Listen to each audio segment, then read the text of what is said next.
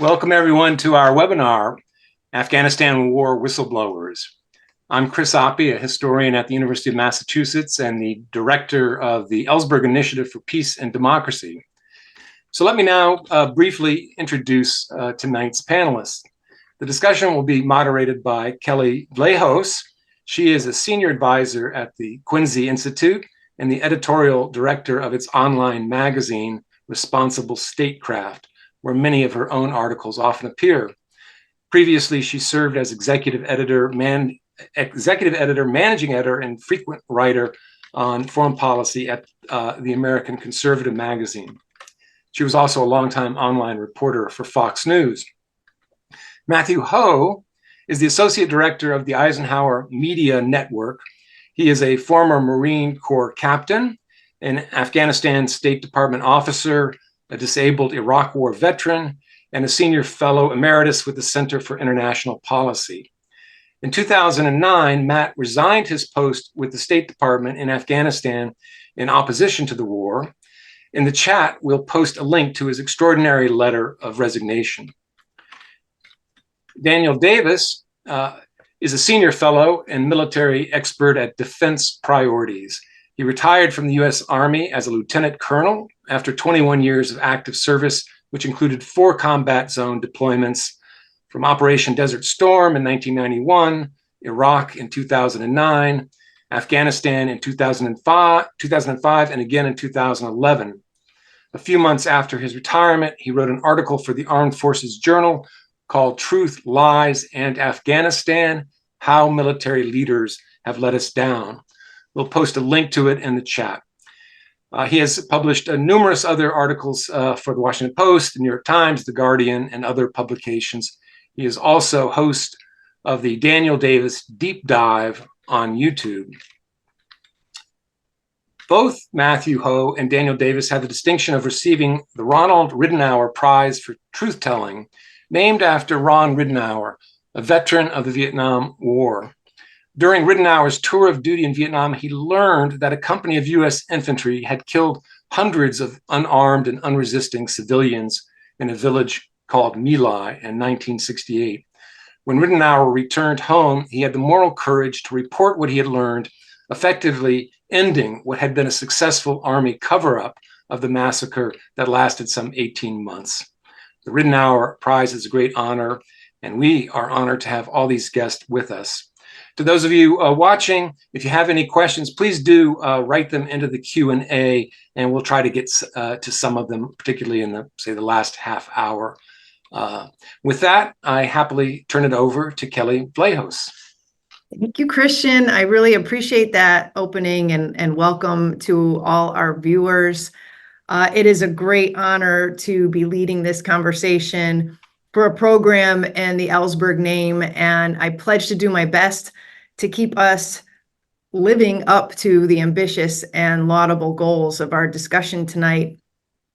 Fortunately, Dan and Matthew are some of the best examples we have in the 21st century of individuals who risk their careers and reputations to tell the truth about our post-9/11 wars.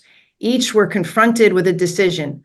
Do I continue to do my job in the face of mistruths, half-truths, and flat-out lies by the U.S. government, or do I sacrifice all to make a stand?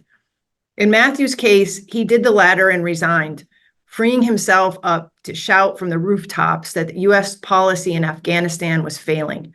After he left his post in the State Department in October 2009, he told reporters, "I feel that our strategies in Afghanistan are not pursuing goals that are worthy of sacrificing our young men and women or spending the billions that we're doing there," Ho said.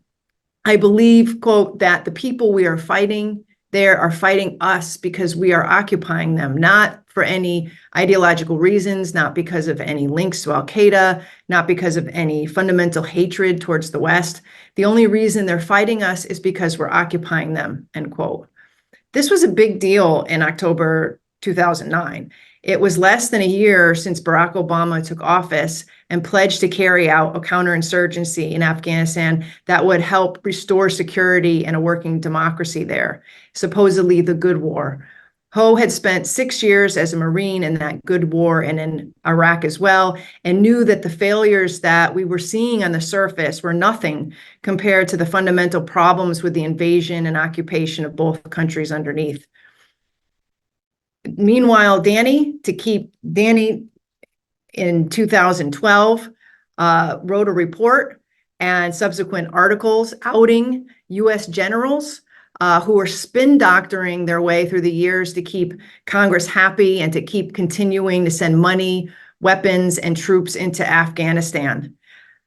Not to do something would have been to endanger the lives of the soldiers, Danny told me about his 2012 report and subsequent articles, as well as his classified brief that he delivered for Congress. It would have been unconscionable for me to keep quiet. That's how I want to look at everything. He said this as a working active duty lieutenant colonel in the Army. So again, sacrificing a lot in terms of his career, his prospects for promotions. He decided to put everything that he had seen in Afghanistan to paper. And in his report, in that 2012 report, he said, senior ranking U.S. military leaders have so distorted the truth when communicating with the U.S. Congress and American people in regards to conditions on the ground in Afghanistan that the truth has become unrecognizable. This deception has damaged America's credibility among both our allies and enemies, severely limiting our ability to reach a political solution to the war in Afghanistan. It has likely cost American taxpayers hundreds of billions of dollars Congress might not otherwise have appropriated had it known the truth. And our senior leaders' behavior has almost certainly extended the duration of this war. The single greatest penalty our nation has suffered, however, has been that we have lost the blood, limbs, and lives of tens of thousands of American service members with little to no gain to our country as a consequence of this deception. Again, he wrote these words and had them published while he was active duty lieutenant colonel in the Army. And when I spoke to Danny after his retirement, he told me, quite frankly, that it was difficult for him to find employment because this is a company town right behind me. And you just don't go outside the lines like that. You don't drive off the reservation like Danny did without repercussions. So he did sacrifice all to make those truths public.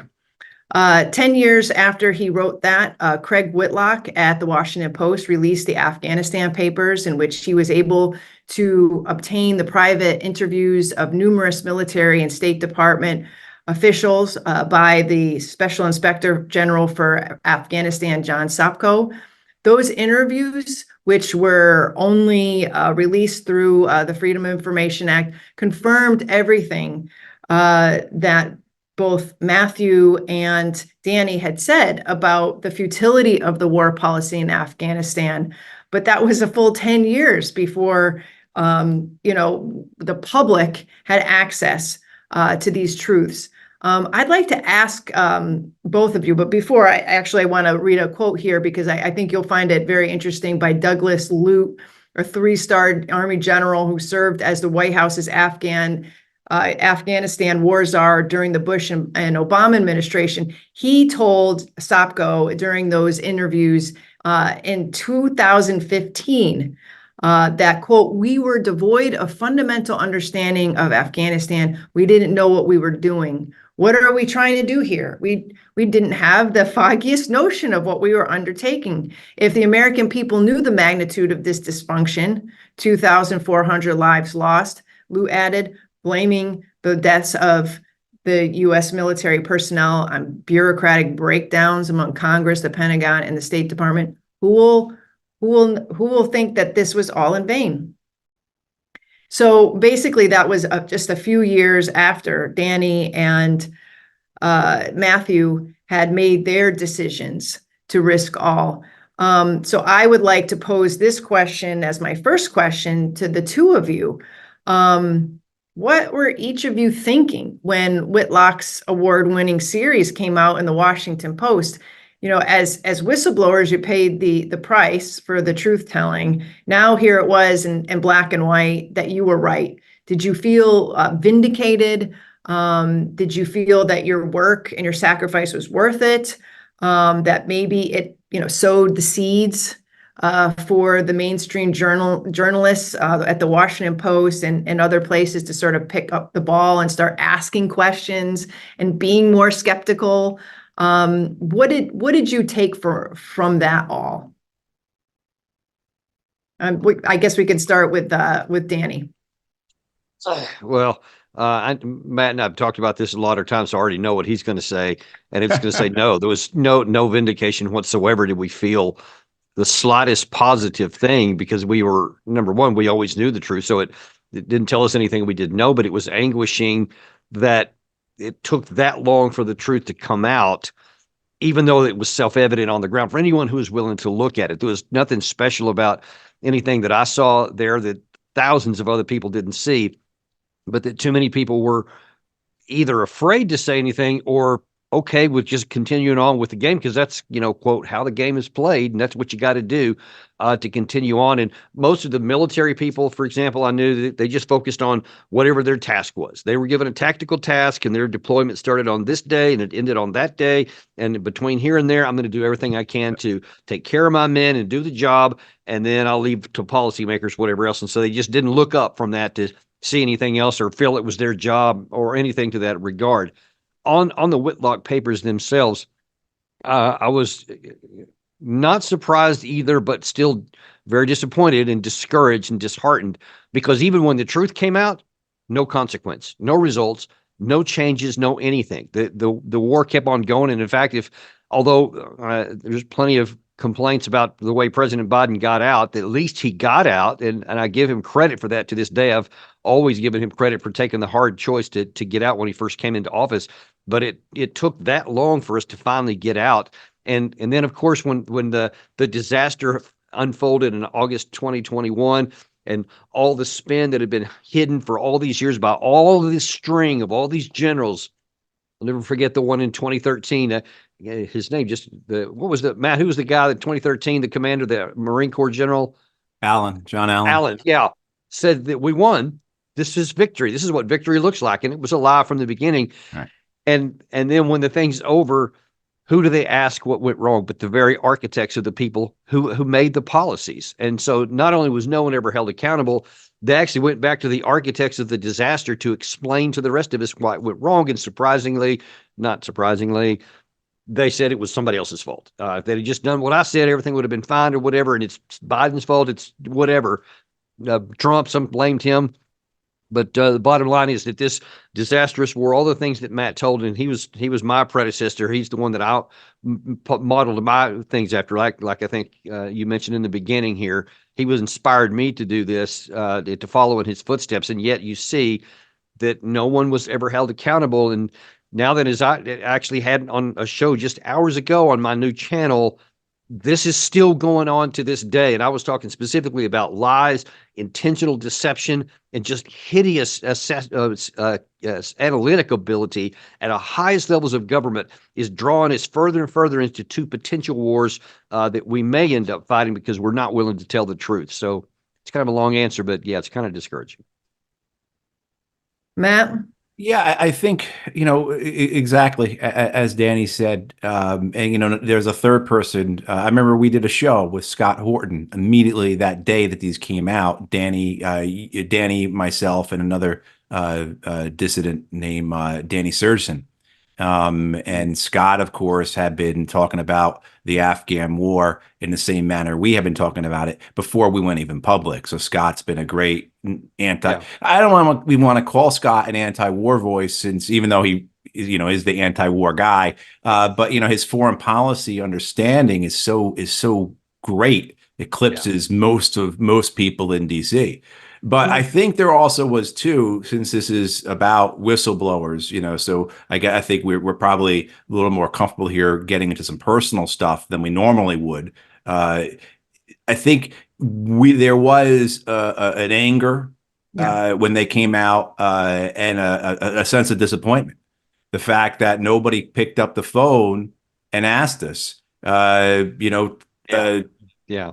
10 years before Whitlock publishes these papers in the Washington Post, for which they had to go to court for like 3 years, a major legal battle to secure these papers. Yes. 10 years before, I had been on the front page of the Washington Post. And when I asked Karen DeYoung, who wrote the story on me, why'd you do this? Why'd you write this? It's like a 3,500 word expose on me on everything. And this is back in the day when people actually read newspapers. So for folks who remember, I was above the fold, you know, it was a big deal. Yeah. And, right. I mean, and, you know, for then those 10 years go by. Oh, when I said, Karen, why did you write this? She said, because everyone I spoke to at the Pentagon, at the NSC, at the State Department, the CIA, they all agreed with what you were saying about the Afghan war. And I'm pretty sure that was Danny's experience with Scott Shane at the New York Times when Scott Shane wrote that front page expose on Danny's dissidence, on his willingness to go to Congress and say, the generals are lying to you about this war. And then over those period of years, the Washington Post and the New York Times never contacted us. I've never had anything published in the Washington Post since then. And Danny, I think the same for you as the New York Times, right? I mean, so I don't want this to mean, oh, poor Matt, poor Danny, right? That's not what I'm getting at, but it just shows how the system is. And even if you are right, they are not, and even if they're going to use you for their ratings or purposes to publish a big front page story, they are not going to come back to you and ask your opinion again. And then when they publish, if I could just say, and meanwhile, you have all of these guys who are desperately wrong all the time, routinely on the op-ed pages of the Washington Post and New York Times. Just need to throw that in there. Yep, exactly. So I think you know, one aspect of that that revelation for us was that anger, you know, as well as that continuing disappointment. I'll also say something. You brought up Doug Lute before, and there was, you know, Washington, D.C., everyone accepted this bright, shining lie that the war was doomed to failure. And Lute, there's a great example about Doug Lute, because as you said, Doug Lute was Bush's war czar. And then he stayed on as a three-star general, right, and became Obama's war czar. And then he stayed on past any amount of time where people would have said, where people were saying, hey, how come Doug Lute hasn't rotated out yet? How come he's still there? Because usually generals don't stay in those positions for more than a year and a half. Lute was in it for, I think, 4.5 years, if I remember right. And how come he stayed so long? And the story that circulated around Washington, D.C., that to everything I know is credible, was that no one would take the job, right? Because this job is, do you want to be the person holding the wars in front of the president? These failing, unwinnable wars that are counterproductive. And so just that should have been an alert to everybody of how badly these wars are, because normally you would think that the line of generals and admirals would be going from the White House door all the way to the Potomac, you know, lined up to be the president's war czar, right? Yeah. But these wars were so doomed that they were so counterproductive, and they were based on based upon lies, that no one wanted that position, and so Lute stayed on. Yeah, I mean, you both talked about the lack of consequences and accountability for those who are responsible for all these failures. It is an unfortunate truth in this town that those who call attention to those failures, which would be you both and myself, Scott Horton, a number of other friends and acquaintances of ours over the years, do feel consequences. And usually those consequences mean harm to your career trajectory.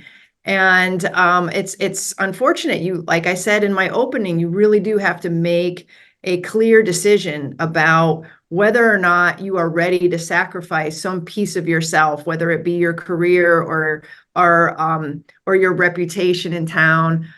When you do make that ultimate decision to go against the grain, to question the authority or the conventional wisdom of Washington, and you're not rewarded for it. You're not rewarded for it at all. You will be in your heart and with the friends you make, and knowing that you're doing the right thing. But like you said, I mean, for what you did, you should have been a consultant, each of you, as the country was moving towards the withdrawal stage of that war, all through Obama and then Trump, and yet you had to basically find your own spaces to keep working, to keep getting the word out. And I too, as a reporter in this zone, first writing for American Conservative and then antiwar.com and then American Conservative again, and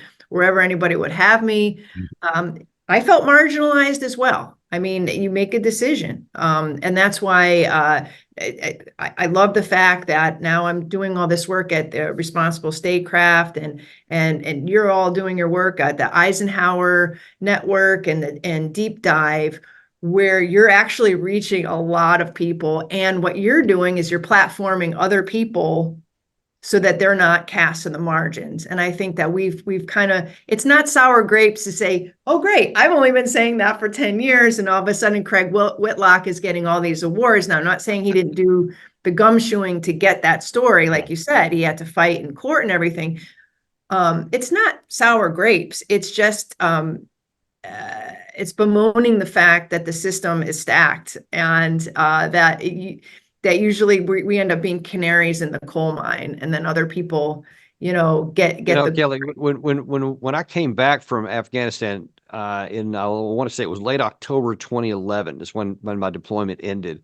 And I think I'd been talking to Matt about this on email before I'd gotten back, and we met together, and I told him that my conscience was just not allowing me to sleep, and I think I'm going to have to come out and do something public. And from somebody who had already done this, I always so valued his comment, because he told me gut level what I was facing. He said, if you do this, these bad things could happen. It could go this direction. We've had some other friends, some mutual friends, who actually went to jail because of some of these things, that they found reasons to put them in jail, etc. He said, you're going to be ostracized. You can forget about getting promoted, anything else in your career, if you don't also maybe have some negative things happen to you. And he said, you got to make sure you're sober on this. It's not like Obama's going to change policies. Probably nothing's going to happen because of this. So if you understand all of that, then we will do everything. And there was several other people. We will do everything we can to help you and prepare you for this, but you need to be sober-minded about what's coming in. He didn't say anything about you'll get a big job, you'll get, any kind of good stuff, whatever. He was awful. And man, was he good to his word, because Matt's been one of the best friends I've ever had in my life. And, and he's still here with you to this day. And of course, as you said, that's more valuable than any of the other things. But it is sober that anyone thinking about doing this needs to understand there's no cheering crowds. There's no good stuff, but it's something that must be done. If people are familiar with the television show Mad Men, there's a part of that series where the protagonist, Don Draper, receives accolades for going against the tobacco companies. And he's getting a big award from the American Cancer Society or Heart Association or somebody, a big deal. And he's leaving the office with his buddy Roger, and he says, "Oh, hang on, I don't have any business cards on me. Let me go grab some." And Roger says, "What do you need those for?" And he says, "Because I'm getting this big award. I'm be handing out lots of cards." And Roger says, No, you're not. These people are giving you an award. They're not going to hire you. You're not a yes man. You're getting an award for not being a yes man. Nobody is going to hire you because you're not a yes man. Paraphrase the scene. But that's essentially what you come up against. And you come up against it, in a host of different ways. In a sense that it's not just whistleblowers, Danny and I, military type whistleblowers, but you see this across the entire whistleblower community, wherever people are coming out of, whether it's USDA, whether it's TSA, whistleblowers across the board, they have a lot of difficulty finding employment afterwards, because people Google them, and then it's, hey, this guy or this gal, these aren't yes people. They're not going to toe the line when we need them to. Where is their loyalty towards? As well as, too, the other aspect of this then is for whistleblowers, there are very severe mental and emotional costs to this. Most whistleblowers end up having some type of mental or emotional health issue that has something to do with their whistleblowing. We've seen this over and over again. So not only do you have amazing people who did just incredible work in the government who then blew the whistle because things were wrong, and now they're working at Hobby Lobby or in the Apple Store. Like nothing against that, but these are people who came from the highest levels of government. Yeah. And now they're working retail because that's all they can find. At the same time, too, they're dealing with that dissonance that's occurring of, yes, I was right, I did the right thing, and now I'm being punished for it. As well as then the deafening silence from those who they were with, who are supporting them privately, but then, of course, are not able to support them publicly. I'm looking at both of you, and I've known you for many years now. And I don't even know how many years, but at least over a decade, right? Can we say that? You both look fantastic. You both come off quite or naturally like you're on the top of your game, respectfully. I know, Matthew, you've had a lot of issues, like you mentioned, mental health issues. I think I read in your bio that you had been diagnosed with traumatic brain injury. I've written quite a bit about that, and know something about it. And my heart goes out to you, Danny. I don't know too much about like how you dealt with all of the aftermath immediately. But I can imagine that it wasn't easy for you either. Yeah. But both of you are there, and now you are, you've lived through the Afghanistan war, the withdrawal. We have a war in Ukraine, where a conflict in Gaza right now that that the United States is supporting and sending weapons into. I guess my first question is, how did you get through all of the turmoil, the personal turmoil, and the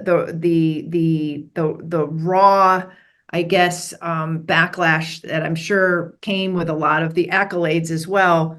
And how did you it seems like you both have maintained a core in which you're in great fighting condition to go out there and say, these are our principles. And right now, the United States is not acting in the best interests of the United States in Ukraine or in Gaza or any of these other overseas operations and interventions. Like how have you maintained that core? And do you have a special, I don't want to say recipe, but maybe you can share with each of us how you have come through all of this to fight another day.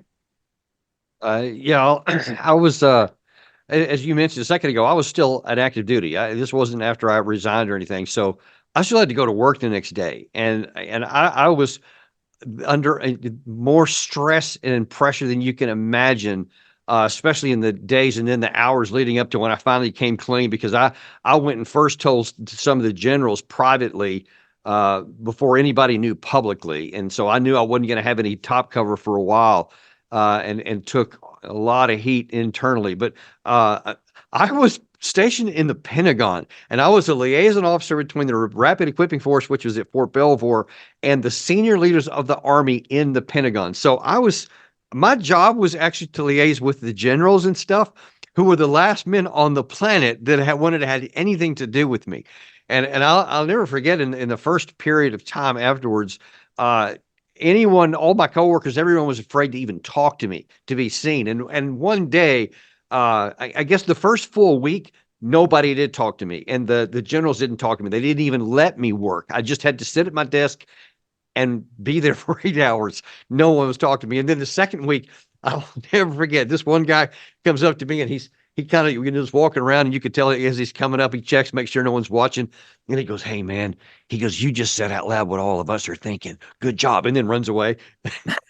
He took off because he didn't want to get tagged in with me or whatever. And it was pretty miserable because Matt and several others, like Tony Schaefer, and a couple of other people had really done good things to set me up and introduce me to members of both the House and the Senate, Republicans, Democrats. I had a lot of top cover, so the Army couldn't come after me because I was been really careful not to be, like some of these others who did things illegal and gave away illegal classified information. I went by the book to make sure I didn't violate any laws, so they couldn't come after me, but they could make life just miserable for me to live. And finally, about 3 or 4 months later, we found a mutual job elsewhere in Washington outside the Pentagon that was kind of like made them happy because they didn't have to see my face anymore.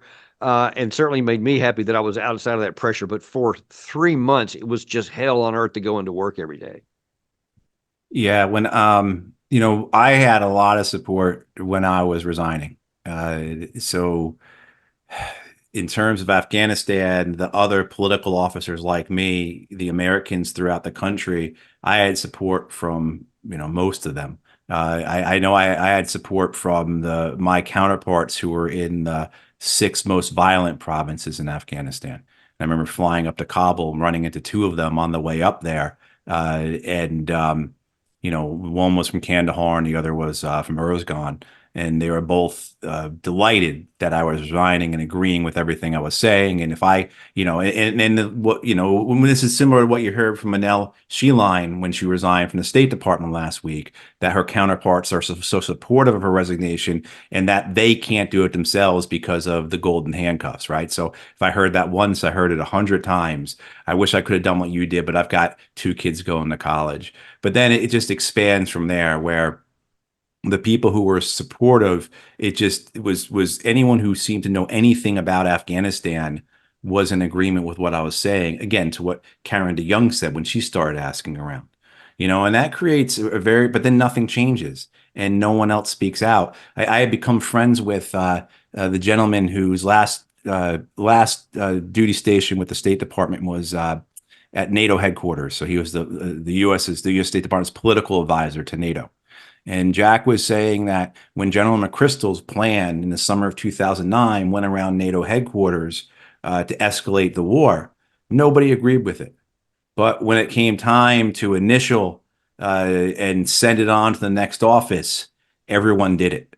So you saw that happen over and over again. And then also what I got confronted with as well was because both Ambassador Eikenberry, who was the American ambassador to Afghanistan, who had also been a 3-star general in charge of the war at one point, as well as Ambassador Richard Holbrooke, who was the president's special representative for Afghanistan and Pakistan, made very clear to me that everything you're saying is correct. I agree with you, but you're not getting it.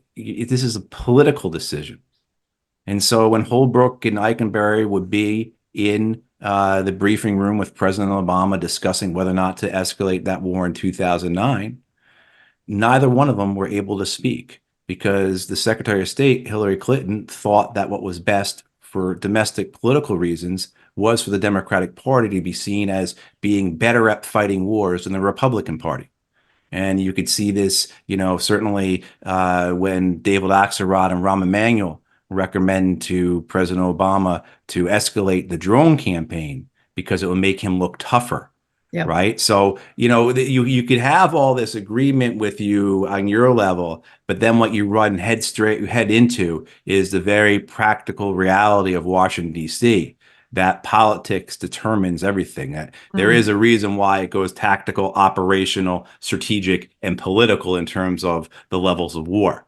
And so just as what you learned, if you didn't know it already, was that loyalty is the most prized possession in Washington, D.C., as we've been discussing, right? Because you're not a yes man. The other aspect of that as well is that, yes, indeed, the political level is the most important. It's the most important level of warfare, and it is the defining level of warfare. That's where the decisions are made. Everything else below that, you take it or leave it. But in terms of what's going to decide the course of the war, those are all purely political decisions. This is getting a little depressing because everything you are saying is absolutely correct. But I'd like to put a little spin on it. I'd like to think that collectively what you were doing, Matthew, and have been doing ever since your resignation, and everything you've been doing on your end, Daniel, which is really, I think, speaking to a more conservative audience, a more military-friendly audience, being a sort of champion for all of those military, active and retired individuals who agreed with you but didn't know how to express it. Collectively, the things that have been written, other whistleblowers, veterans speaking out, had sort of kind of worked its way through the American bloodstream, because by the time Donald Trump was running for office in 2016, he felt comfortable calling out the failed wars in Iraq and Afghanistan and saying, let's get our boys out of there. And he had a lot of support, and particularly from military quarters and military families who were tired of the constant tempo of deployment, and then meshing that with, the anti-war groups on the left that had been toiling away. And I feel like he was able to harness what really was a popular revolt against the war. And then it became a political imperative to get out. And so I credit like you both with being part of that firmament that led to the popular disillusionment and disenchantment. I feel like up to that point, it was like, well, the Congress and the White House would continue to fund it and carry it out as long as they possibly could. But it wasn't until the people turned against it. And I realized it took a long time. But I do feel like if we're going to see a silver lining here, it's like, I think it starts with 1 or 2 resignations and whistleblowers to actually kind of infect, the public discourse. And I'm hoping that you're continuing to do that today. I'm glad to see Anel and Josh Paul have both made tremendous sacrifices quitting their jobs. Would you, either of you, give them any advice right now on what to expect, or what would you say to them if they were on the show right now? Let me just follow up what we were saying and follow up on what I was saying about the politics of it, because it isn't as depressing or as demoralizing as it may sound. And actually, there is a silver lining in it, and that the politics do matter. And that people may say, hey, the peace movement, the anti-war movement hasn't done anything in the last 20 years. And that's simply not true. I mean, you look at the 2006 midterms, that was all about the Iraq war. Well, also about the Republican corruption, but it was about the Iraq war. 2008, Obama wins election over Hillary Clinton and then over John McCain because of the Iraq war. 2010, 2012, we're in the Great Recession. 10 million people are losing their homes. It's understandable. But even in 2012, Afghanistan is not Afghanistan is not on the ballot because Obama has already said we're getting out, right? He already said that we're getting out, and Romney is on the same page as him. So what you see happen is you see both political parties, because this is what the Republicans do in 2008. This is why George W. Bush in the summer of 2008 signs that status of forces agreement with Iraq to get U.S. troops out of Iraq within 3 years in order to try and protect John McCain's campaign, right? To try and take Iraq out of the 2008 election. It doesn't work. But Obama and his campaign in 2012, again, 10 million people losing their homes, a lot of other things going on, are able to argue that we're leaving Afghanistan. We're drawing down. This is not an issue for the war to be debated. But what you see happen, though, is because of the political effect of these wars, the U.S. military, the U.S. empire, changes how it fights these wars. So the idea of having large amounts of ground forces where the United States is going to sustain casualties like we did in Iraq and Afghanistan, by the second half of Obama's presidency, that is done. That is not politically possible. Right. And then, of course, 2016, Kelley, as you said, there's a lot of really great evidence out there. I believe it's Harvard and both Minnesota have done research on the anti-war consequences for the 2016 election. That if you look at the counties in the United States that had the highest disproportionate rate of casualties from the Iraq and Afghan wars, those counties went for Trump in a way that can't be explained in any other way except for anti-war sentiment. And those counties were enough to give Trump the election in 2016, right? So you see this this political kryptonite that large amounts of ground troops and casualties become because of the political consequences. So if we understand that, we can utilize that. But I'll also say we have to understand that what does the empire do? What does the U.S. government do? They evolve, right? They adapt. So they switch to proxy wars. They use drones and special operations. They outsource it to contractors, right? They keep it so they use proxy forces. They keep it so that there aren't those political costs from the wars felt here domestically.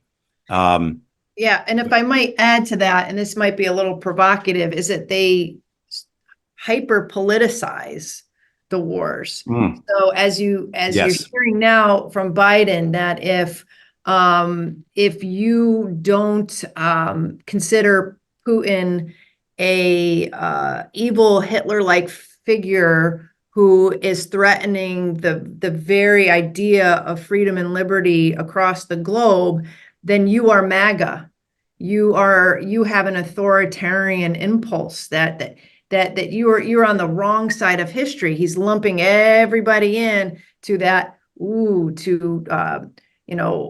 man bad, and that prevents the anti-war movement, non-interventionist realism and restraint, whatever you want to call it, from building a bigger tent. Because if you're on the left and you go, I don't want to be associated with MAGA or Trump, I don't like him, and I'm afraid to talk out about what I'm seeing in Ukraine right now because I don't want to be called pro-Putin, that's pretty effective. I feel like that. I just feel like the hyper politicization, where you are on the political spectrum, defines where you should be on foreign policy or these wars. That keeps us divided. Right, and that's an example of the evolution that we were talking about, where the previous way that you use to quash dissent, to silence opposition, would be you don't support the troops. Right. But if you don't have troops there, you can't say that. Right. So then it becomes an aspect of identity politics, right? Where, okay, if you don't support this, then you and your party are with this foreign adversary. Yes. And it is. It's effective. And I'll just tell you also that, as I mentioned a minute ago on our show just a little while ago, I'm really hot about this right now, which is why I'm mentioning it again, is that the same tactics that have been used all during the time of the Afghanistan war that we were talking about are still being used here, even if a different means. They're lying. They keep telling you. I've lost track of the time I saw senior government officials lie to the American people and tell them Ukraine can win. Ukraine is winning. Ukraine did win. They succeeded. It was never true. Just like it was never true in Afghanistan, it's not true now. And for this whole thing that Biden keeps saying, I've heard Schumer say it, I've heard McConnell say it, we need to give them this $60 billion. That's the only thing holding them back.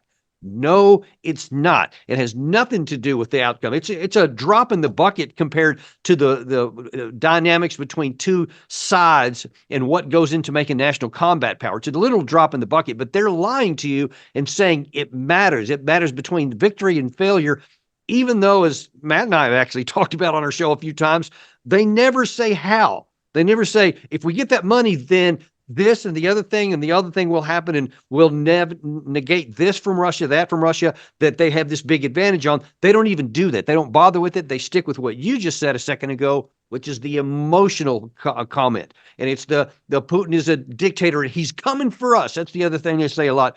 Even though militarily, Putin has no capacity to come after anybody in NATO, and he doesn't even have the desire for it. He has other objectives that he wants, which is why he went to war. But coming after NATO is not one of them because he's not suicidal. But that doesn't keep our people from saying things they know are untrue. So the lies keep going. And I just don't know what the American people are supposed to make of it. But that's why Matt and I and you and several others that are responsible statecraft keep on telling the truth.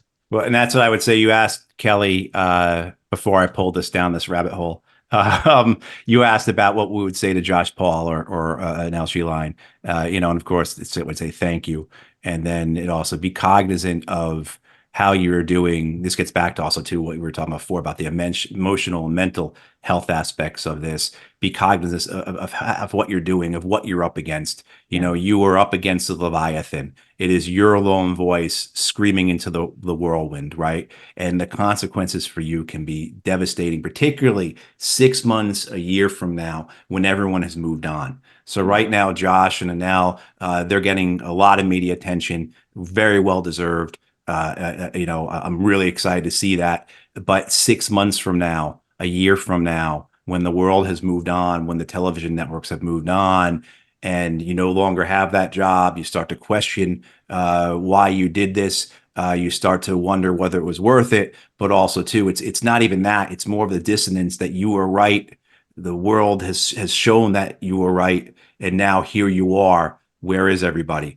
So that's what I would say to them is be ready for that and be cognizant of that. And in strength, and as Danny was just implying, these people who've gone before you, who've done this, the folks who are your allies, lean on them and utilize them, to help you get through those tough times, because that's what you asked, what helped for me. That helped me in a lot of ways, was help with the help, the fellowship, the solidarity I got from other people. Danny, I'll tell you this: when we're both Ridenhour prize winners, whenever you go to a Ridenhour prize ceremony, an award ceremony, it's like going to this massive, incredible group therapy. It is so rejuvenating, really is, man. right? So you find Yeah. find those to be in solidarity with, find those who also understand what has occurred, find those like Tom Drake and John Kiriakou, Daniel Hale, support them where they're at, and they in turn will support you. It's that type of thing I would say to Josh and to Anel, and to anybody who's watching this or listening and who are contemplating blowing the whistle. There are people out there who will help you and gladly help you. That's very important. I would say, having been in Washington for, I think it's 25 years now, it becomes a small town, and there are plenty of people, we all know each other, who would give their left arm for you guys because they love you so much and what you did for the country, and they don't forget. And I hope they're always constantly reaching out to you to reaffirm that, because you mentioned John Kiriakou. He's another one. I mean, he he went to prison for blowing the whistle on torture and waterboarding, and he had to rebuild his life. Here's a guy who was a CIA officer, multi degrees, top of the world in terms of his government position and status, and nobody would give him a job when he came out. Not only was he an ex-con, but he was a whistleblower. And I think each of you have great reserves of fortitude, or else you wouldn't have been able to come through it. And John is no different. Tom Drake, another one, which I just have so much regard for. I'm just gonna remind our viewers, please, if you have questions, you can bring them into the Q&A rather than the chat, so then we can discern them from the back and forth and the conversation that people are having right now. By the way, Kelley, I don't want to leave that section there without saying Danielle Bryan is also the top of the list of supporters that I couldn't have done this without. And I know Matt's the same. She's been a close friend of ours, and just a wonderful human being and a great American that I have admired for decades. Yeah, and she's kind of like a den mother for all of the all of us misfits, Yeah, and it's I like that. This dissonance that we're talking about, I shouldn't even use that term, this moral and intellectual dishonesty that we see throughout DC and throughout the American media, it still exists. Daniel Hale just got out of prison. Daniel, the day he got out of prison for mishandling classified information as well as for Espionage Act, was the day that Special Counsel Robert Hur said, I'm not going to charge President Biden on the Espionage Act or mishandling classified information because of his intent, right? It didn't seem to me like he had bad intent in any of this, right? Daniel, of course, drone whistleblower. His intention was to tell the world about what the Americans were doing with their drone policies, with their drone campaigns, which were absolutely brutal, killing thousands of civilians. Daniel released this information at the time that the Obama administration was claiming we were not killing any civilians with our drones. John Brennan would go on CNN and say we're not killing any civilians with our drones, and then CNN would hire him. And so Daniel gets out of prison for telling the world about this, telling the world that 90% of during one 5-month-long campaign in Afghanistan, a drone campaign in Afghanistan, 90% of the people we killed with our drones were civilians, right? We can go through on these numbers over and over again. And so clear public interest, showing clear, just not just a failure of policy, but also wrongdoing. Daniel writes an op-ed, terrific op-ed after he gets out of prison, right? And no one will publish it. We pitch it to the Washington Post. We pitch it to the New York Times. They say no. The Hill says to us, oh, we like this, but we're not sure what we could do with it, right? You could publish it.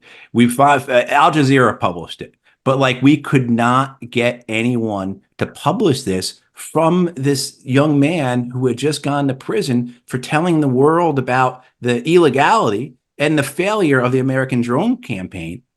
So it is. It's like getting hit with a shovel. What I want. Okay, sorry, but you did a little rabbit hole down there. I've wondered since so he exposed what happened, whether he crossed the line or not, that's a separate issue. But that he talked about the truth and that people were responsible for innocent people being killed. Where are those people where's their judgment? Where is their being brought up on trial and being sent to prison like this guy did? I want to see that too. What happened with all that part?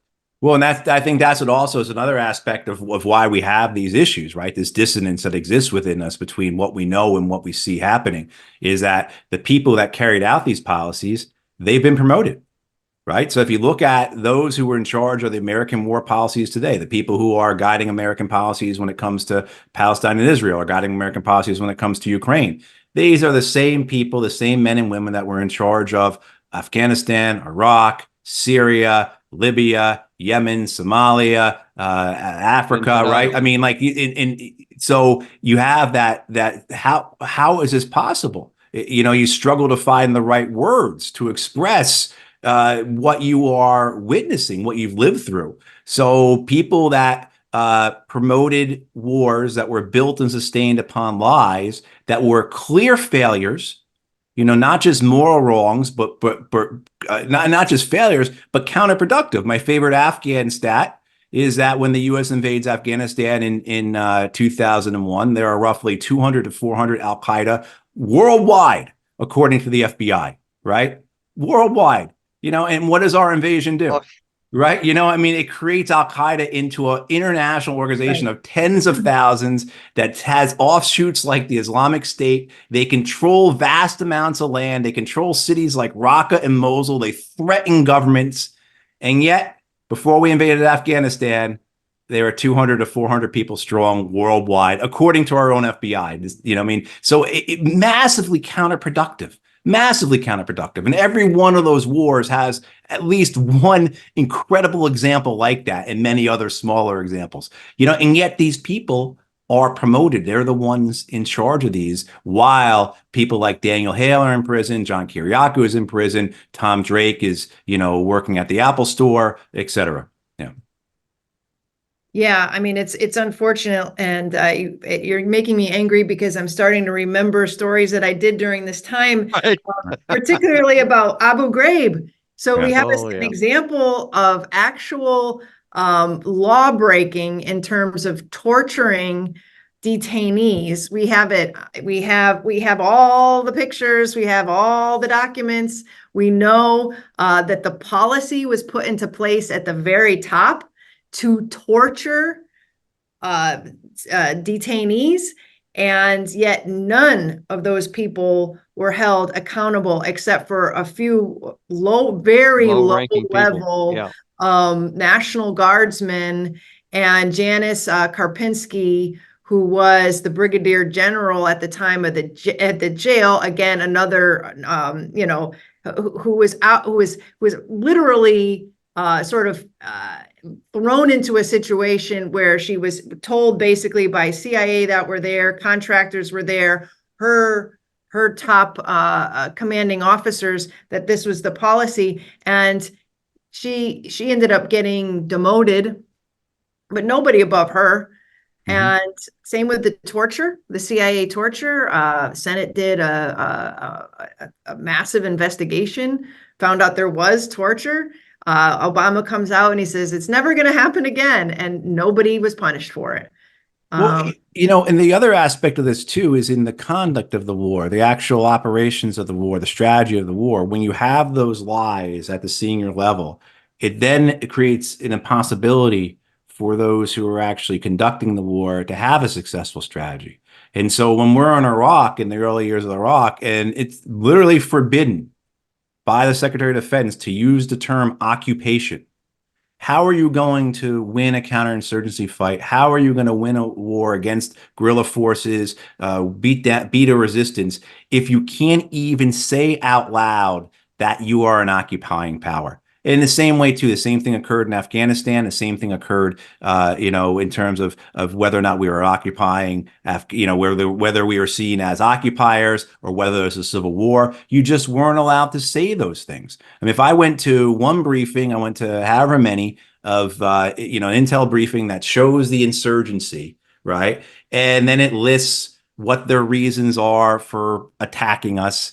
And it's, never listed that maybe they're attacking us because we're occupying them. Maybe this actually is a national liberation front. And so when you don't understand that, right, when you refuse to acknowledge that the Taliban actually has support among the people as a liberation army, or when you're forced to go along with the lie with that Sunni insurgency in Iraq is entirely composed of Al-Qaeda and there's no nationalist elements within that, when point of fact is we knew it was like 96-97% nationalist and only about 3% jihadist.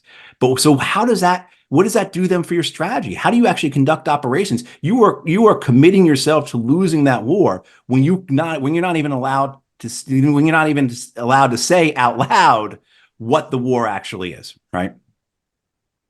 And of course, we're continuing the same thing today in both the Israeli-Hamas war and in the Russia-Ukraine war. We're doing the exact same kinds of things that are blinding to what's really going on, lying about what's going on, so that we're pursuing policies that can only fail. And of course, there's now thousands of people paying for their lives with this one. These are much worse, in my view. And I don't know, maybe that's not where you want to go, Kelley, but just wanted to mention that. No, I was gonna ask you, that kind of dovetails with one of our questions in the Q&A. This came in a little while ago, Matt, when we were talking about elections and how anti-war sentiment or popular sentiment growing against U.S. policies, military policies abroad can actually affect an election. And Vincent DeStefano asks, he says, based on what Matt just said, how will the situation in Gaza and Ukraine affect the upcoming election in November? Do we have popular sentiment that could actually move elections, or are we so politically divided that both sides are canceling each other out? How do you feel about the elections and foreign policy? Well, first, let me thanks Vinny. Vinny, for people who know Vinny is the national director for the Assange defense campaign here in the U.S. So entirely appropriate person to, but thanks, Vinny. I think with regards to, say, the Ukraine war, even though most Americans seem to be disinclined to support it, they're not hostile towards it, but there's not a fervent belief in it as there may have been 2 years ago. I think with the Ukraine war, though, this gets to the idea of identity politics. Within the Democratic Party base, there is an identity aspect to it, where this war, as you brought up, Kelley, was used to establish our role in a greater struggle of good versus evil, right? And this is a very Manichaean, it's also very binary, us versus them. And that even though the American public writ large may have dropped off of their support for the Ukraine war.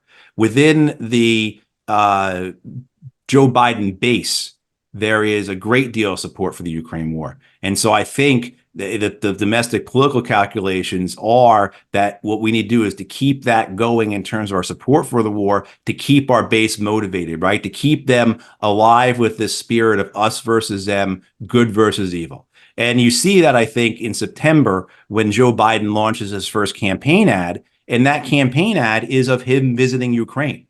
So you can see the Biden campaign at that point saying, this is important to us, even though public opinion was dropping. Americans at that point, certainly by September, more than half of Americans said we shouldn't send any more aid to Ukraine. Right? I mean, so you have that, and then with Gaza in Israel, with Palestine and Israel, I think the Biden administration's calculation was that whatever votes we lose here, 3, 4, 5, 6 million progressive votes, who are upset because we are, taking part in this genocide, not just supporting it, but really you look at the scale and the scope of U.S. support for it. We're taking part. We're not simply supporting it. That the calculation, I think, by the Biden campaign, the White House, was that the loss of those millions of votes is not equal to the loss of support from the Israel lobby, and that the loss of support from the Israel lobby would be devastating to our campaign, not just our campaign, but would be devastating down ballot as well, because we'd see a significant loss of support, on both the federal level, but also on state and local levels that way as well. Right. Yeah, exactly. If it's with these lobbies, and whether it's the Israel lobby or it's big pharma, it's the same thing. This is we have a problem well above those individual lobbies in the sense that we have a political system of legalized bribery. And so you have a carrot and stick, and the carrot is either money for your campaign, and the stick is money for the other guy's campaign. Mm-hmm. And so the idea to the Biden administration, I think their calculation was that we can afford to lose these progressive votes. We can't afford to lose the support, the contributions that we will, if we are deemed to be outside the favor of the Israel lobby. Now, that calculation to a lot of people is really starting to look like it's off, right? That they made the wrong calculation, that they are going to pay heavily in the polls. We'll see what happens in the primaries tonight. Wisconsin had a big effort to vote, I think, as they called it, uninstructed out there to vote that protest vote against Joe Biden. But we will see whether or not the calculation was correct to stay in the good graces of the lobby as opposed to staying in the good graces of the progressive voters. And I think this war, this genocide, has gone on much longer than the Biden administration thought it would. I think they thought it would have been over by Christmas, which is a great fallacy of so many wars, right? It'll be over by Christmas. And the fact that it's still hanging on. And I think also, too, these people still don't fully understand the ability that comes from technology like we are talking right now. They are still tied to traditional media. And they believe that as long as we have MSNBC and the New York Times and Fox and the Washington Post on our side, then we will be able to control the narrative. And what we've seen is that, according to polling last week by Gallup, 55% of Americans are opposed to Israeli military operations. And some folks may say it should be, much greater than that. I agree. But when you take the context of it, you take a traditional American media that still, everything I just said, still has an enormous amount of input into what Americans know. You take that media that is heavily biased in favor of a pro-Israel narrative, and then you take American politicians, almost all of whom, and that's not hyperbole or exaggeration, almost all of whom are reading from AIPAC talking points, reading from a pro-Israel lobby script. You say, holy cow, 55% of Americans are opposed to this. Even with all that, what would it be like if you had members of Congress who were willing to actually speak honestly about this? Or what would it be like if you had a traditional media that wasn't beholden to a pro-Israel narrative? Where would the opposition be? We look, I think our numbers would look a lot like you see in the rest of the world compared to the U.S. What do you think, Danny, in terms of the impact of either of these conflicts on the upcoming presidential election? Well, I think it's going to have an impact. And I think that you're already starting to see some some changes from the Democratic Party already. You're seeing now some changes from Trump, especially in regard to the Israeli one, because the revulsion from, like Matt just talked about, the image is not controlled by mainstream media, but by social media, which comes across, whether it's, Twitter and some of these others, Telegram, et cetera. They're unfiltered. So they get to see what's going on, and they see that a lot of the stuff they're being told is just nonsense, or that it's like one sliver of the story.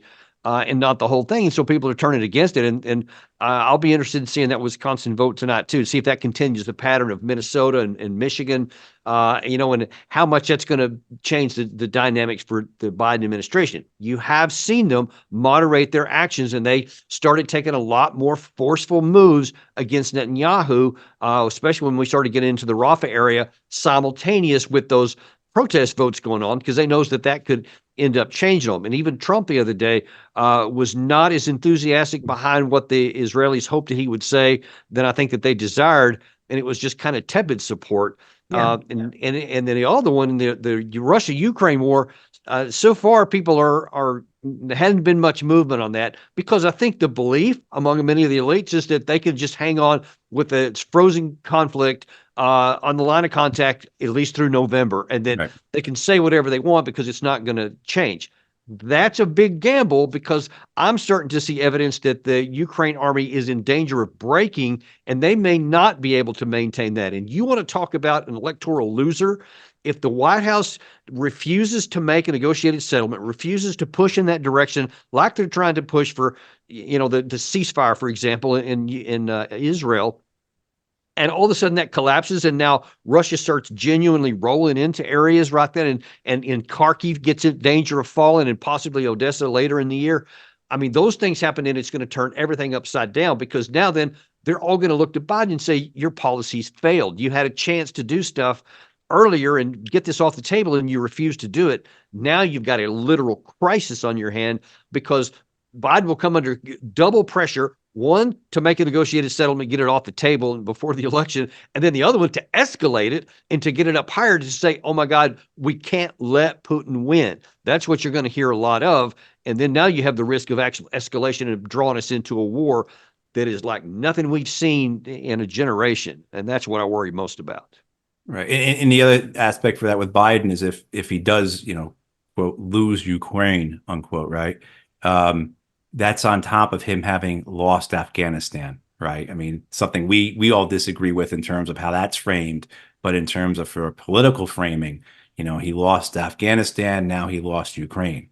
I mean, so I think I agree with Danny what he's saying there about the possibility of escalation.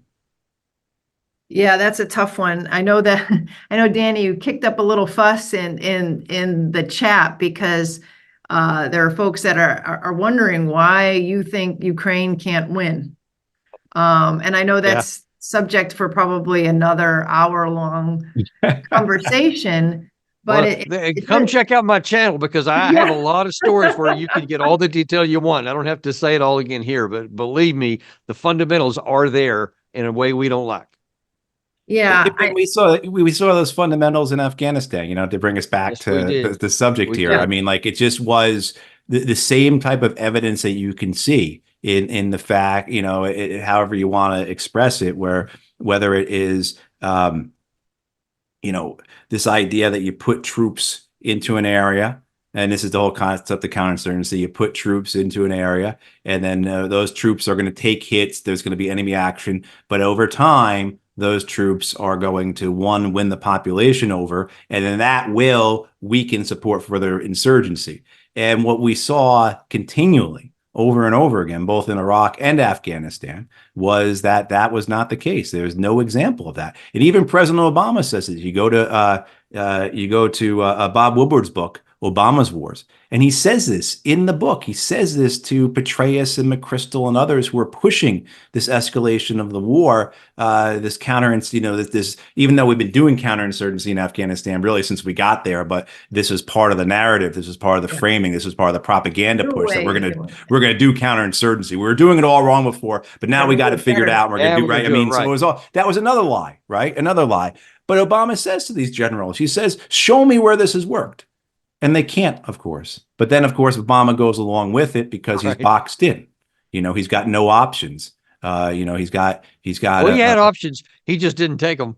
well, he had no political. He had no. Yeah, exactly. He certainly had options. It'd be interesting to sit down with him and talk to him about that.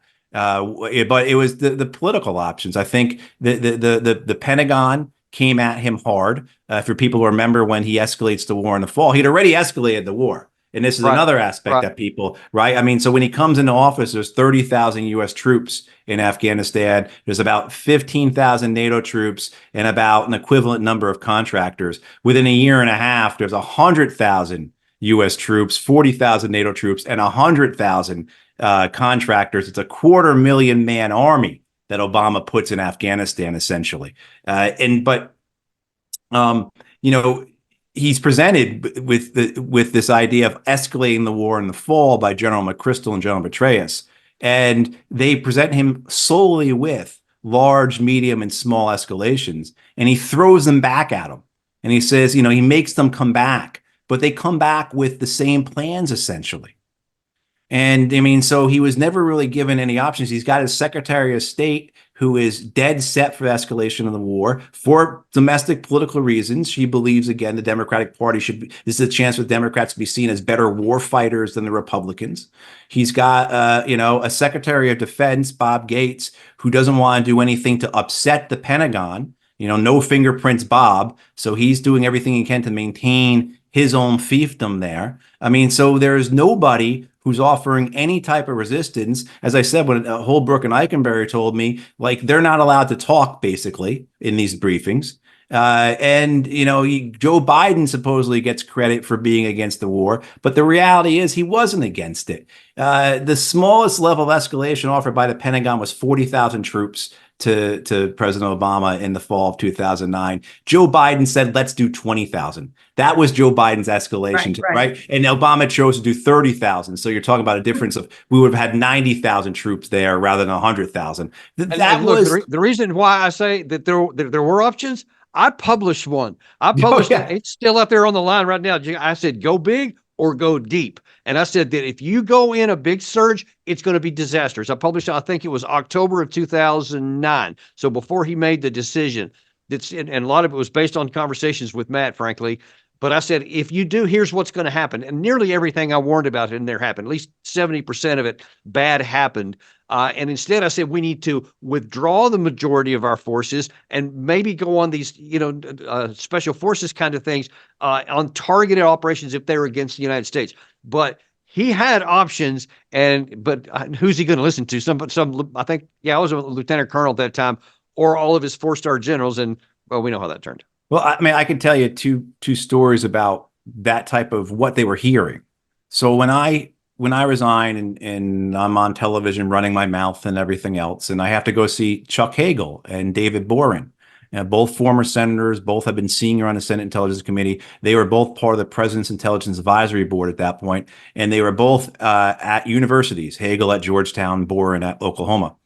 And what they wanted to know, what they want to know from me is, how come what we hear you say matches up, Matt, with what we're hearing from the captains, the majors, the colonels who are coming through our schools who just got back from Afghanistan? How come what you're saying and these officers are saying is not what the president is getting on his desk? And then, not long after I had to go and testify to the PAB, I went and gave a briefing to Ike Skelton. This was March 2010. And Skelton at that point was the chair of the House Armed Services Committee. So the most senior member of Congress, right, responsible to the American people for the armed services, for the war, essentially. And I go in there and I give Chairman Skelton my briefing on Afghanistan. And he says to me, thank you for coming in. No one has ever come into this office before and given me a negative briefing on Afghanistan. And that was in 2010 from the chairman of the House Armed Services Committee. And I can tell you a dozen other stories like that, right? Yeah. Where, so, you have this real aspect of what are these men and women who are in power actually being told. But then there's also the domestic political calculations. And so I'm briefing the entire Democratic House caucus. John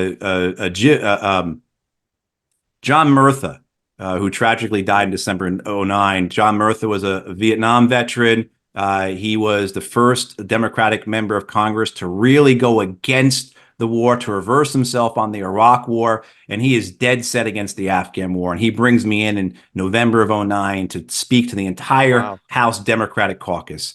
And Murtha and I say our spiel.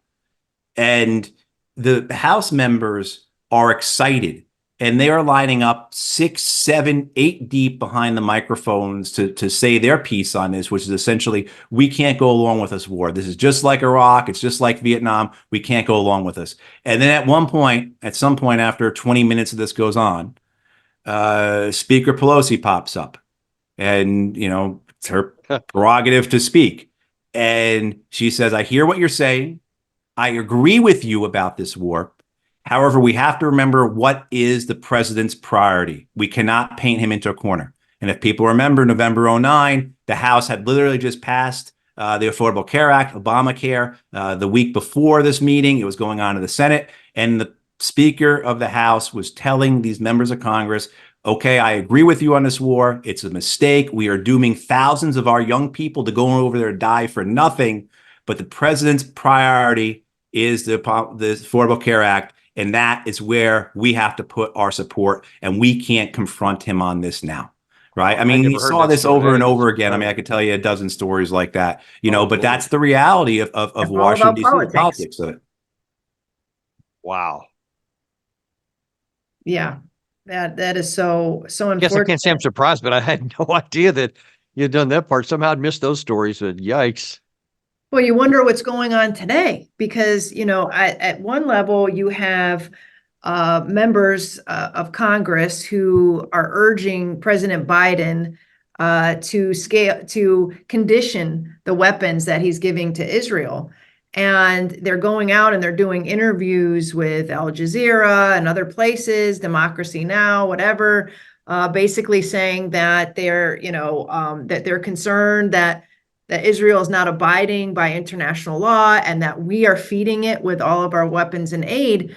But on the other hand, there has been, the number of members who actually come out for ceasefire, who actually come out with bills or resolutions that would maybe, tighten the purse strings a little bit, which they have the power to do. Not so much. So you wonder how much pressure is on, and I would imagine an enormous amount of pressure on the Democratic caucus in both the Senate and the House side for just what you said, for painting Biden into a corner. And it really handcuffs them from actually representing the people. As you point out, a growing majority of Americans want what's going on in Gaza to stop. So who are they serving? Us, or the Democratic Party machinery? Right, and makes it even more obscene, if you will. 80% of their party membership wants an end to it. Right, so it's not like they're the Republicans, but even the majority of the Republicans want an end to what's going on in Gaza. If I've got my numbers correct, right? I mean, so. But this gets back to that idea of how our political system is a system of legalized bribery, to put it simply and frankly. And until we fix that, like my friend Mike Ferner, who's the director of Veterans for Peace, says, we're just chasing around these arsonists with buckets of water, right, as opposed to taking the matches away from them, and all we do is run ourselves ragged chasing after them. When it's a being reactionary like this, we can only expect in the future to continue to have these same conversations about future wars, because that's the trajectory we're on. Yeah. Danny, I have a quick question now that I have you in front of me. But, when I see the Secretary of Defense, Lloyd Austin, asked about what's going on in Gaza today, I don't know about you, but I feel like he is kind of trying to insert some caution and warning between the lines when he's talking to reporters. I feel like for some reason, I don't know why it's projecting out to me, that he actually gets it, that what Israel is doing is going to be very destructive to Israel as well as the Palestinians on the ground. And it seems like he's issued a number of warnings, as only he could. He's limited in what he can say, obviously. My question to you is, do you think the U.S. military is less sanguine about the U.S. policy with Israel right now because they see how this could probably ignite a greater war in the Middle East? Yeah. It would have this destructive blowback to the U.S. military in the Middle East, or are they just sort of like, we're doing what we got to do? I mean, do you get any sense from the inside how they feel? Yeah, I don't have any current context in the Department of Defense right now. They've all kind of vanished, and not many people talk to me. Though I do have some, but the core issue that you're talking about here is something that I've been harping on from the outset: is that the policy that Netanyahu set himself upon with military power to try to achieve the political outcome that he seeks, peace for Israel, is impossible. As a matter of fact, he is creating far more, and really for the same kind of reasons that Matt and I talked about in both Iraq and Afghanistan over the years. The same thing, except on steroids. They are killing so many people, so many innocent people here, that whatever Hamas fighters you may think that you're taking out, and by the way, especially in this Rafah issue, when they say they're going to get the final 4 battalions, whatever that even means. It's not like they're in uniforms that you can go identify who's a Palestinian man or who's just a Hamas fighter, that you can take this one out and leave that one. They are killing so many people that the anger and the hatred for Israel right now, I can tell you for certain, is off the charts. If we thought that the pressure that was on the Palestinian people prior to October 7th is what caused them to take this terrorist act, or what initiated it because of their desperation, that's nothing compared to what they'll have now. These people are not just going to go passive once Netanyahu declares that he's killed these 4 battalions. So they are putting themselves on a path. We are providing ammunition and weapons to enable them to go on a path that will create far more enemies for Israel than ever they have taken off the course here. And they're buying a generation of insecurity for their people, worse than anything they've had in the last 25 years. Yeah, I agree. I think we're in uncharted territory, because at some level it will blow back on the United States, because we have cleaved ourselves so closely to Netanyahu's policies, and Biden refuses to extricate or use any of its. Kelley, I mean, look, you had Israel attack the Syrian army on the 28th of March and kill 40 of them. Now then, they've destroyed an embassy, which is unheard of in any world affairs. And now then, they're just begging Syria, Iran, all these other groups to strike back. I don't know what they're genuinely thinking, if they actually want them to strike back to start another war. Israel, I don't know, but I know that that's where they're heading on, and we're complicit in all this. And if it blows up, then it's going to draw us into it as well. And like I said, in Ukraine, that's my big worry, is escalation. And Israel is on a path that we're enabling that could draw us into a war. I know we only have a few minutes left, so I'll just bring it back to the anti-war movement, whistleblowing. We have a question. Now I lost it, but I remember what it was, but I wanted to give the person credit for it. They had asked, what should, and I don't have a name, what goals should anti-war activists focus on so that Americans can have accurate information about our foreign policy? This is all about information from beginning to end of our conversation, is how do we get the word out there and counteract the propaganda and the lies that are being spread by the war party, and specifically our government. Like, what can we do so that we're not just toiling at the edges trying to get the truth out? Are there other ways that activists, but also journalists in our camp, or truth tellers like yourselves, how do we kind of harness like the moment and try to be more effective on convincing people that they're being lied to, and in order to get them to vote with their feet. You bet you want to go first? I think, one of the things we look at the public opinion for these wars for the last couple of decades, really for all American wars since World War II.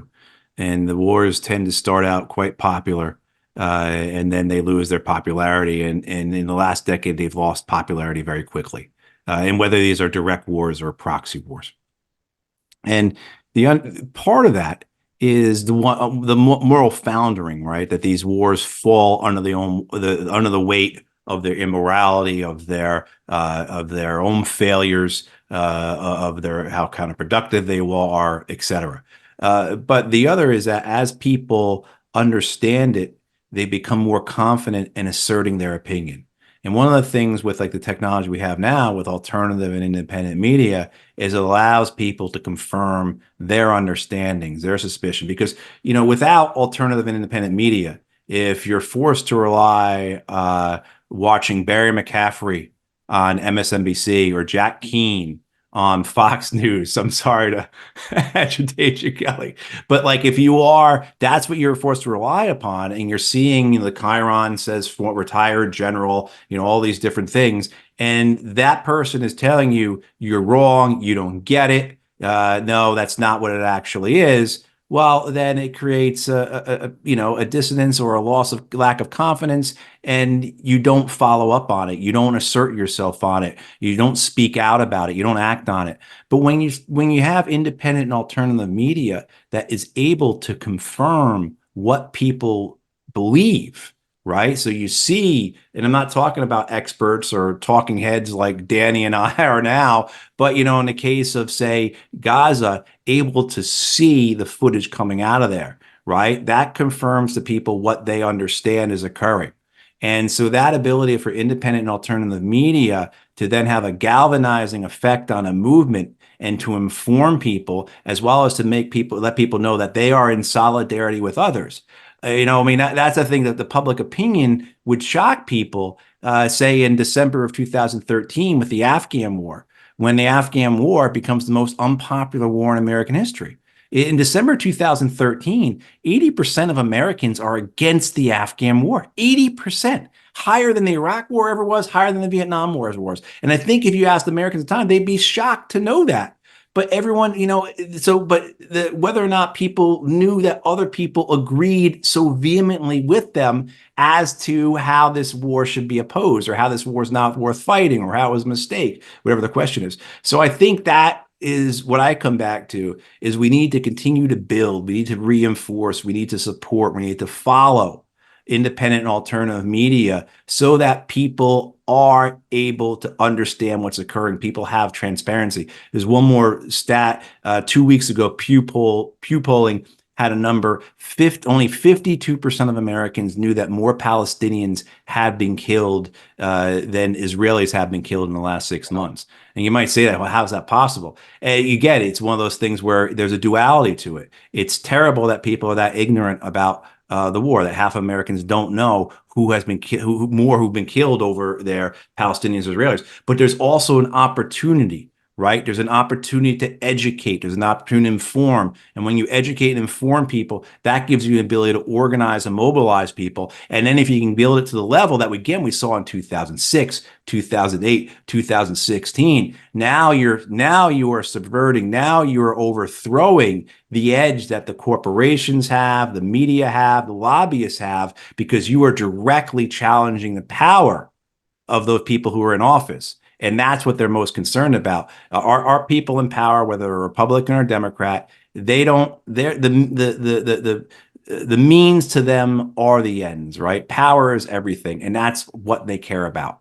And so if you're able to affect that, then you're able to affect that policies, and you're able to end wars. The problem being, as I said earlier, we have to be very careful because the empire evolves. And so you go from having direct wars to proxy wars, but that's a hurdle for us to fight as well. Yeah.